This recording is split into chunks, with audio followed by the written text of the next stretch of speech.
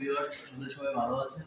তো আজকে একটা সাইটে চলে আসলাম আমরা। এটা সিলিং এর রঙের কাজ চলছে, ইলেকট্রিকের ছিদ্রগুলো, লাইটের ছিদ্রগুলো করে ফেলছি। তো এখন রঙের ফাইনাল ফিনিশিংটা আছে।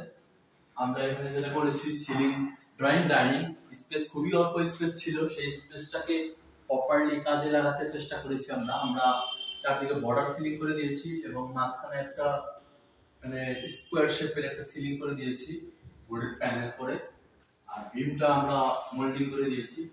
আর এই কর্নারে যেটা দেখতে পাচ্ছেন, এইখানে একটা ক্যাবিনেটের মতন করে দিয়েছি।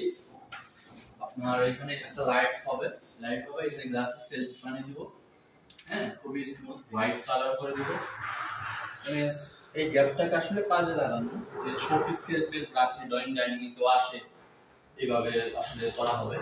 আর এটাকে বিম ছিল, বিমটাকে পুরো কাভারিং করে গ্রুপ করে একটা ডিজাইন করে দিয়েছি যাতে একটু দেখতে ভালো লাগে।